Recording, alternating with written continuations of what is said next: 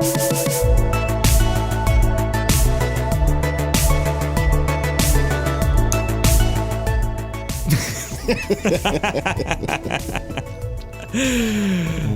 welcome to the Extra Podcast. That little snap at the beginning was Paul Siemens chewing on some gum. You know it.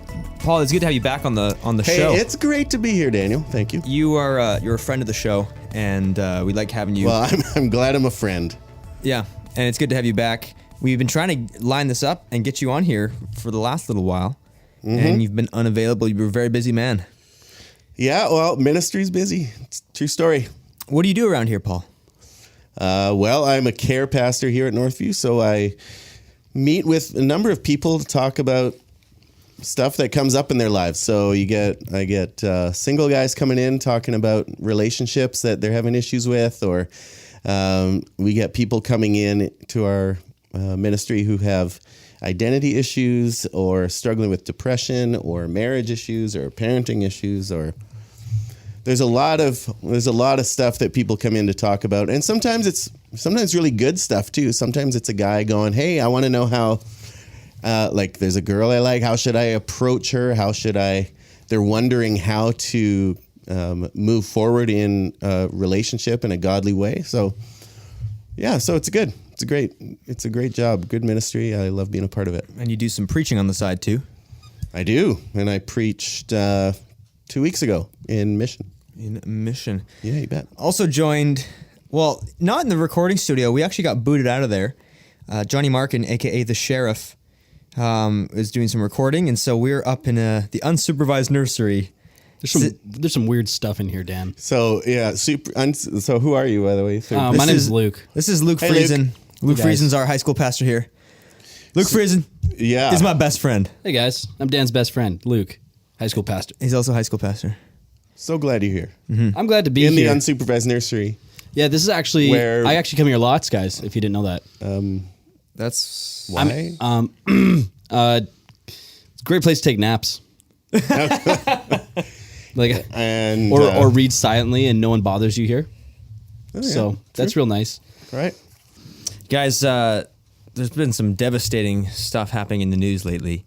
It's real tragic. Outrage is spreading across Vancouver Island and online after a pig that was adopted from the BC SPCA was killed and eaten by the people who adopted her. It's not funny. It's not funny. It's a serious thing. And I'm sure everyone has read the article. I'm sure everyone knows about Molly. So this story, actually, I'm looking at the Vancouver Sun right now, was updated today. Oh. With the headline, SPCA criticized, owner threatened after slaughter of adopted pig on Vancouver Island. The owner is threatened. Mm-hmm. Can I haven't buy read a further, pig? so I'm not exactly sure what kind of threat. But like, if I just bought a pig and butchered it, would I get flack for that? I don't know. No. But why are they getting flack for? I think because it was supposed to be a pet. Well, this is what is it? Okay. So this is worthy of So this is worthy of good conversation, though, because are our pets intrinsically worth more than animals that are raised for consumption? So we've all got cute little dogs and cats and pet parakeets and all sorts of little animals that we consider our pets, and we love them and we care for them and we pet them and all this stuff. And they're great. We've got a dog. He's a lot of fun. He's a cute little, he's called a Silky Terrier. That sounds nice. He is kind of like a big Yorkie. If you guys know what a Yorkie looks like. He's a little fluffy. He's like a 15-pound Yorkie, basically. Yeah, that's nice. And he's great. He just likes to lay around. He's a good lap dog. He just hangs out and he likes to bark at things. So he's good in a guard kind of way at barking. But anyway, it's great. So everybody loves their pets. So, but are our pets actually more valuable? Are their lives more valuable than the animals that get killed for food consumption? What do you think? That's a tough question. People put value onto dogs and cats and stuff. But I don't think so. No. Why are you talking like that?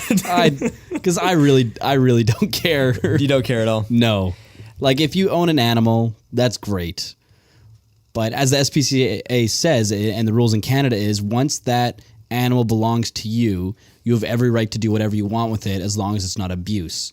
So you can kill that dog whenever you want, just as long as it's not suffering.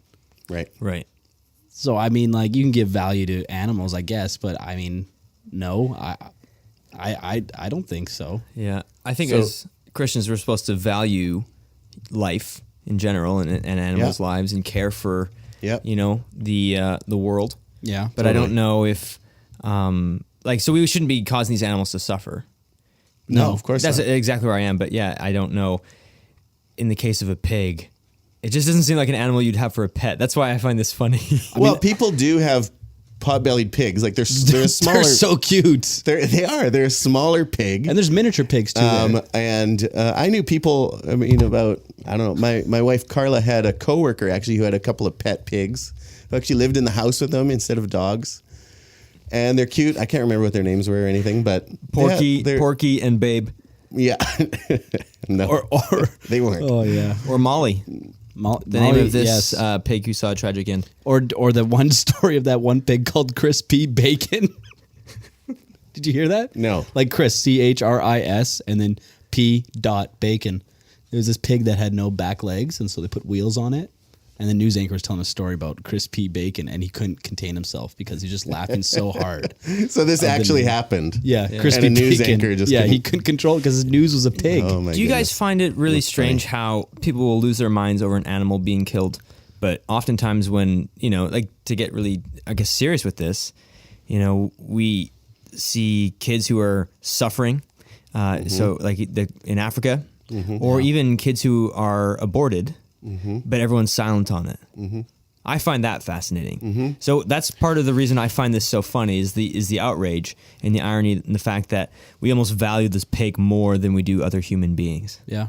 Right, and that's I think what when we look at this, and this story just seems so absurd to us who view and who have the biblical worldview that humanity was made in God's image, and we were made by God on the sixth day.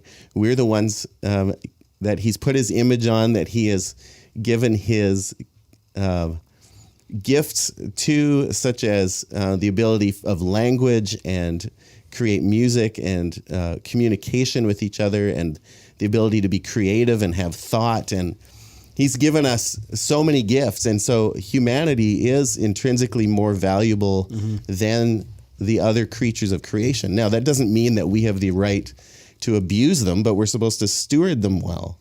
We're supposed to care for them. But we are given animals as a source of food as well. I mean, that is clear after the flood, when God creates a covenant with Noah. At the time, He says that animals are available for consumption. And so, here we are, in 2018, and people in our society, though, are, instead of valuing the human life, instead of valuing the lives of the elderly, even now we're talking about or the sick, we're talking about people getting medical assistance and dying. We're talking about like Daniel brought up, abortion. So we're talking about the preborn. You have people that abort babies because the babies are diagnosed with Down syndrome before they're born, so they'll abort them. Iceland, I think. Did you guys talk about this on the podcast? Oh, we talked about it. Yeah, a while ago. They have how Iceland was proclaiming, look, we don't have Down syndrome in our country anymore, and that's like, well, that's because you kill them all before they're born. It's not something to be celebrated. Human life is being destroyed on a regular basis. And God's image bearers are being destroyed. So, and yet in our society, here we are freaking out about one pig. Something's a little backwards. Yeah. Do some of the stuff, quick plug for Andy's sake. Andy Steiger, him, bald, Apologetics Canada. He preached this last weekend. They have the Apologetics Canada conference coming up this week. So to our listeners who have tickets, they're going to be talking about a lot of the issues about what is the value of human life. Yeah, that's and, good. and whatnot. So that's going to be actually interesting. But I mean, it's humorous to think in the back of our minds. Yeah, we'll have the pig story in the back of it as you think about this. But what's interesting, which Andy will often point out, is when they go and mass genocides happen, they begin to view. They will call the people they're killing animals. The Jews were rats, and they dehumanize them in that way. Yeah. Maybe if we called people pigs, they wouldn't want to kill other people then? Well, I know. It seems like animals gain more value than humans now. Yeah, I know. So something's backwards. You're right, Paul. And I think as responsibility it's irrational.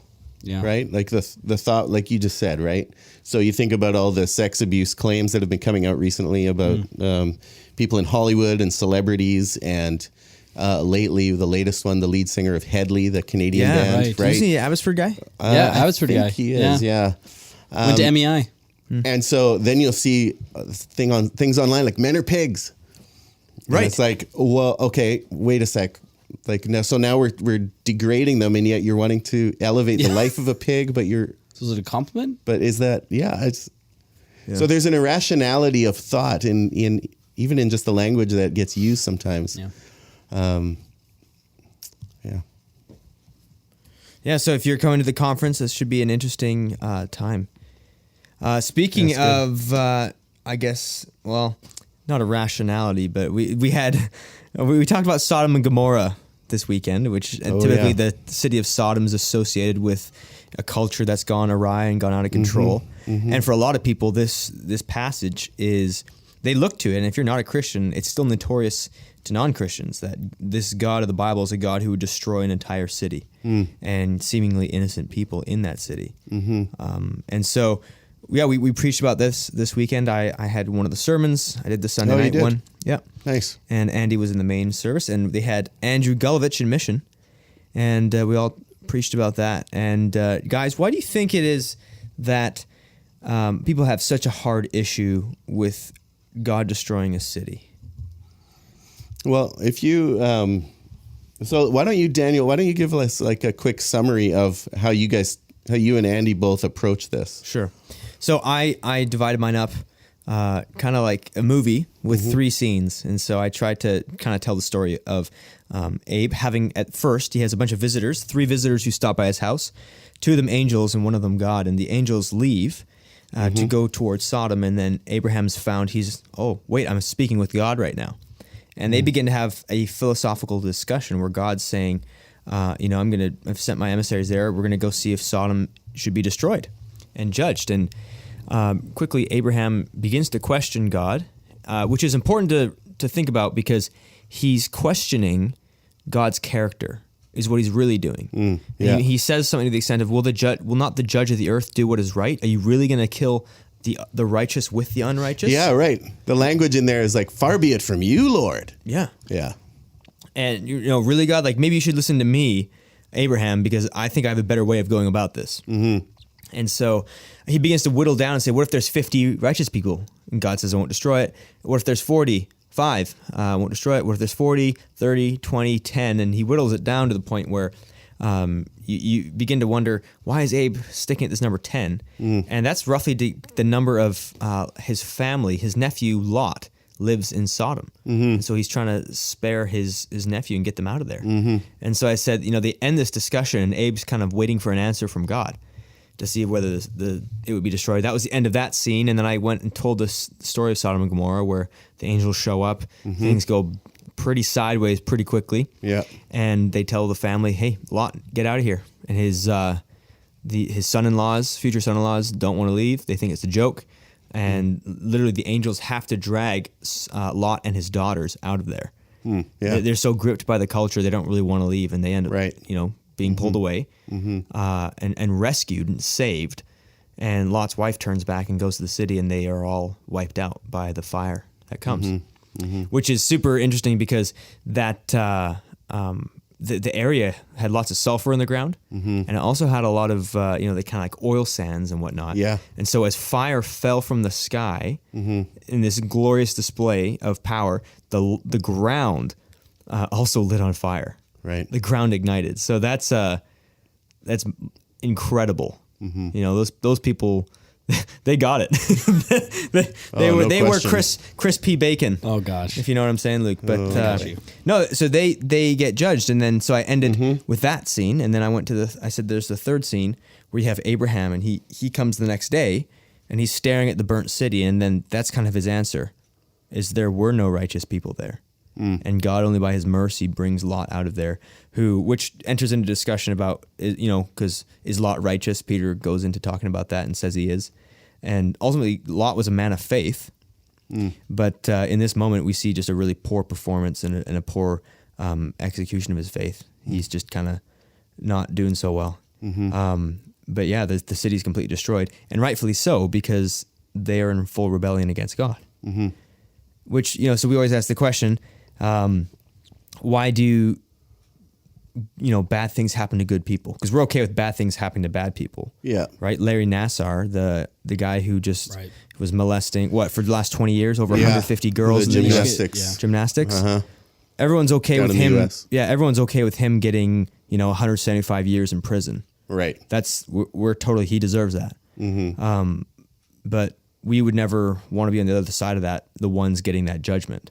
Do you know what I mean? And so we think that we're not sinful. Where God looks at us and he says, actually, you know, you guys are in rebellion against me.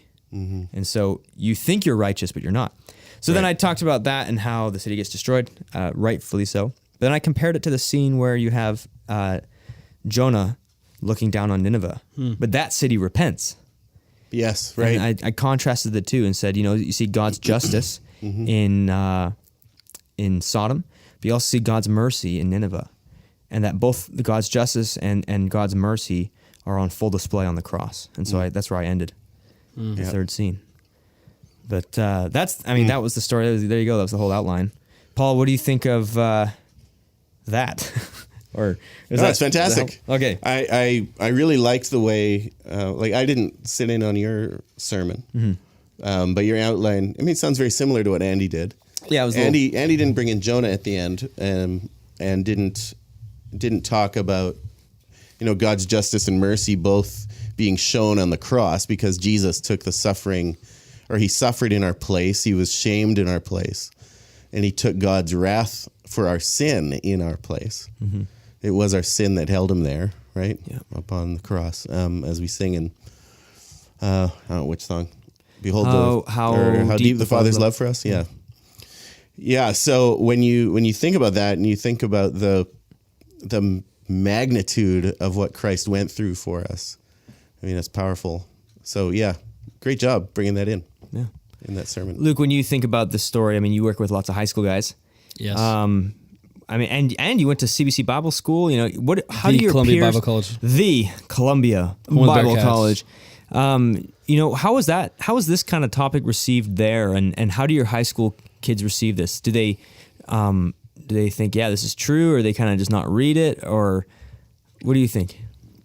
I think there's actually a very low Bible Literacy. Yeah, 100% in high school kids. They don't know actually a lot of Bible stories. I remember last year we were going to be like, okay, we're going through Joshua and we're going to talk about Caleb now. And then our other kids are like, we don't know who Caleb is. And like, Caleb and Joshua, the two spies that came back, they're like, no idea. I'm like, wow, okay. So then instead of talking actually about like what Caleb did, we had to talk about all the backstory and everything like that. So, sure. Even a hero like that, they didn't know who he was. And so something like this, they would just view, I don't know, I would say kids more are Marcians almost, where they're like, that's the Old Testament. You had to explain what a Marcionite is. Marcion is that the Old Testament God is not the same as the New Testament God.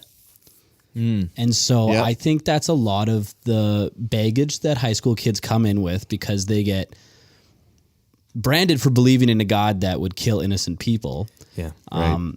And so they come in and they're like, no, I really like this New Testament God. And so it's not that they don't believe the Old Testament God, is they just sort of leave it alone. Mm-hmm. And so they just talk about Jesus and how he's bringing peace and love and life. And so I don't think they really act or wrestle with these things. So to answer you, I don't think they do even think about it. I think a lot of people are like that, right? Because I think that is, whether we like it or not, I think that's kind of the Jesus that a lot of us tend to have, in the sense that it's a buffet, and we're going to pick and choose what we want from the buffet, and more often than not, we're going to pick the nicer things about Christ, and not try to focus on this judgmental God and this God who would provide judgment upon these people. We like the Jesus who saves them from that judgment. Right. But both have to exist at the same time, and ultimately Jesus will come as that judge. Yeah. But even that is not talked about a whole ton. Why do you think we minimize those? Is it because we don't want to spend the time studying it to understand it, or are we lazy, Paul? Why do we minimize the fact that Jesus is the judge as well as the Savior? Yeah.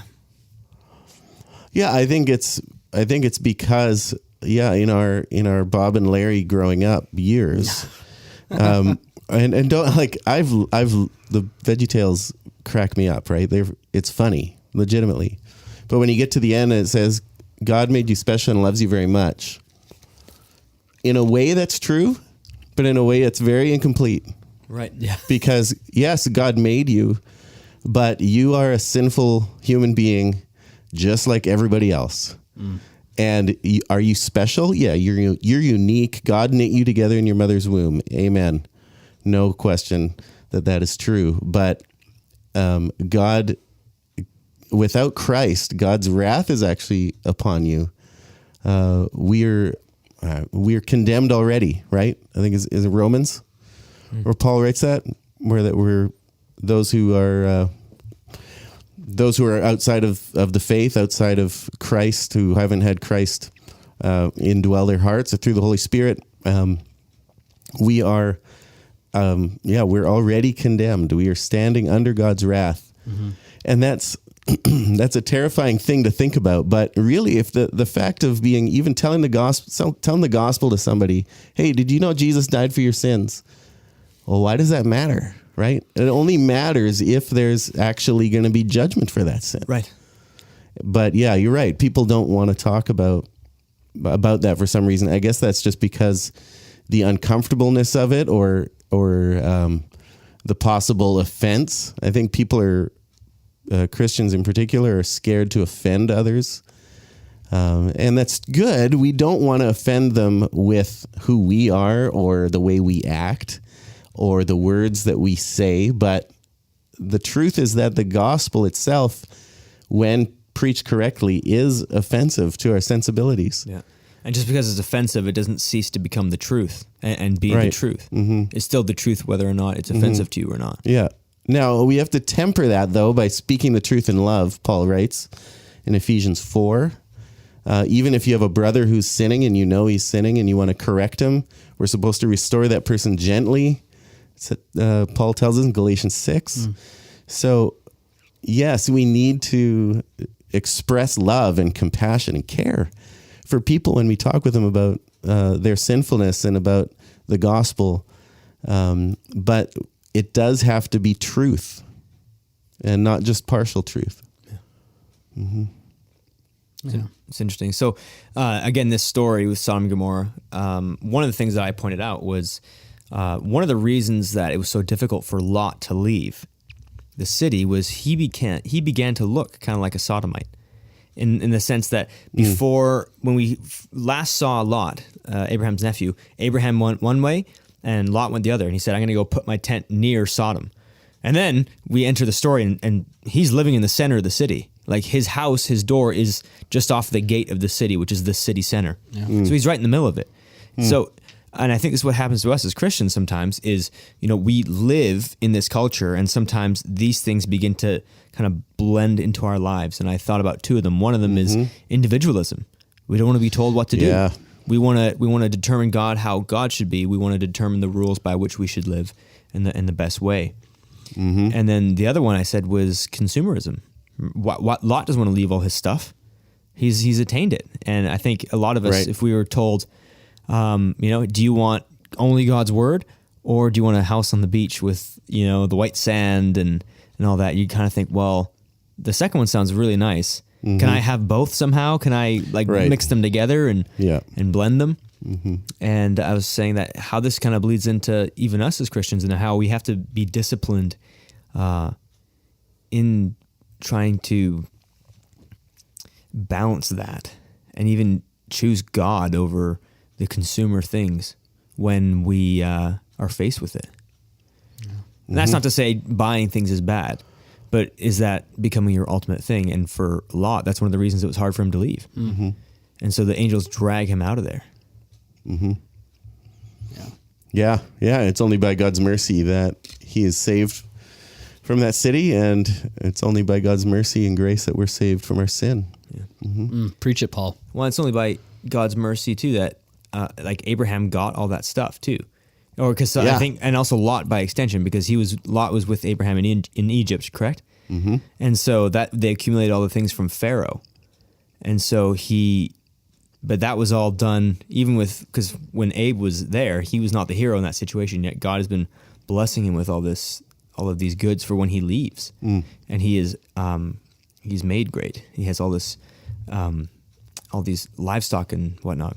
So, okay, well that's enough of Sodom and Gomorrah. Unless you have any extra thoughts there, Luke. I don't have any extra. Thoughts Oh man, on, extra. Oh, the extra thoughts, pun came extra. out. It did. Well, hey, Good job. thanks. That's great. One final topic I want to kind of bring up here, we have a little bit of time, is there seems to be certain things that we say at church, certain language that we use, and certain language that we don't. And this past weekend, for example, Andy, he talked about how the Sodomites wanted to rape the two angels that came to visit Lot. And Paul, you made a comment, you said, 20 years ago, 30 years ago, that word would not be uttered in a church, but Right. now Yeah. So I remember as a kid, I grew up here in Abbotsford, South Abbotsford Church. My parents are still members over at South Abbey, and growing up though in church, I can't remember how old I was when I first heard the term rape, but I remember hearing it, and I remember kind of questioning. I was probably, I want to say 10-ish, around that age. And just kind of, what rape was so grotesque and such a abuse of humanity and so awful that it's that of which we shall not speak kind of thing. And so language like that, whereas around 30 years ago, so 30 years ago, I would have been 11. Language like that wouldn't have been used that much, or especially in a sermon in a church where there was families and so this weekend we had baptism service Saturday night, and so there are families there and everything, but yet Andy preached it, and he said the word rape, and there's been no backlash or anything, but I think that word has become very common in our culture, whereas 30 years ago it wasn't near as common. And now so there's positives and negatives to that, right? When we look at how language changes, we look at how the sexual revolution that started back in the 60s has changed our culture, and how the talking about sex, which used to be an absolutely taboo thing. I mean, I know people my age who their parents never told them about it. Or other parents who they grew up on a farm, they're like, well, I'm not going to talk about it, but they're going to see it happen in the barns. They're going to see the livestock taking part in that, so they'll figure it out. And that was about the length of how much people would want to talk about it. But nowadays, I mean, we're faced with a culture where the average age that a young boy comes across pornography for the first time is like 10 or 11. Yeah. So we as Christians and as parents and as the church need to be up on the language, and we need to not be as guarded about the language that we're using with our kids when we're talking about this stuff, because we have to show them that, okay, listen, something like sex, God made sex, and it's a good thing. It's a gift to his people to be used within the context of one man and one woman in marriage. And to teach our kids that is very important, and to teach them the proprieties around that, and that abuse of that is an awful thing, and how God in His Word shows us that it shows us that things like sex outside of marriage, or homosexuality, or you name all of the sexual sins that you can come across. The word porneia is used in the Greek, which means, just unlawful sexual contact. Yeah. So we need to be able to explain what all these things are to our kids, and to have that language available as a part of our vocabulary as we teach them. So I think in some ways how the language, we never used to talk about it. In some ways it was nice because it sheltered people. And there was just a sense of more, I guess, decency, right, within our language, and within even the types of shows that would be on TV or the music you'd listen to. Wouldn't talk about this stuff near as graphically as it does. But also, as the culture has done that, it's made us as Christians and as Christian adults now with our kids, it's just made us to kind of drop the barriers and get real with them. Luke, you find this in high school as well, high school ministry? Because, these kids they probably come up to you and they've heard words that you probably don't even know existed. Yeah. Do you know what I mean? Yeah, I get that. So is it, do you find it helpful to be really pointed with your language? Yeah. I think it's helpful to be pointed with my language and to know what I'm trying to get at. Yeah. To be specific with what I'm saying, not to beat around the bush, not to say like, I know Jeff used the illustration or a couple years ago used it as an illustration of cancer and it growing just like sin, not saying any specific sin. And I found in the high school, it's good to say specific sin because a lot of kids actually don't know that it's sin. Right. But I think if you're talking in regards to something that we don't really talk about in youth group, it's something we do. We're trying to talk about it. It's social media and it just how it's wrecking people. And it's hard because kids are learning from their parents how to use social media, but parents are discovering it all for the first time too, because it's like they're getting social media for the first time and they don't know how to regulate their kids on it. And then you see the kids just go nuts on it. Or can you explain, like when you said social media is wrecking people? Yeah. Like, are you sticking in this topic of language and like kind of some sexuality stuff that we're talking about? Or are you talking about just in general? In everything, like it, especially sexuality with. Well, that's gonna be channeled right to their phone that they're looking at. So I think with social media is like the overarching, and then through it is sexuality, depression, anxiety, loneliness, like all these things that teenagers struggle with is on the overarching is social media. Of them feeling like they need to be a part of something. And through social media, there's like pornography through, you can do it like Instagram, Snapchat, Facebook, YouTube, Twitter, Reddit, all these different things is like all these different sites, and parents just don't know. And kids are just trying to figure that out for themselves. And it becomes ridiculously hard for parents to keep any sort of track on kids, and they're at this stage in their life where they're trying to develop, and I don't know, it's what we're trying to handle. And Ron, the pastor of youth and young adults and middle school, he's doing parent seminars which are really good for this. He just did last one on social media and sexuality, and so a great parent seminar for just a little bit of insider information of what it's like that kids struggle with. What are the next ones coming up? And when are they? We are actually doing an over 18 one. And I think the date is in March. I can't remember when, but this one is actually a porn documentary about this young boy. I think his name's Dylan, who started watching porn at, I think, age 9 and became a porn addict.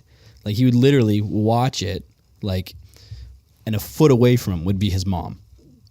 Wow. And he'd be watching porn on a tablet. And he'd be talking to his mom while watching porn at age 10. Wow. And this is a documentary? Documentary, yeah. What's it called? Over 18. I watched it.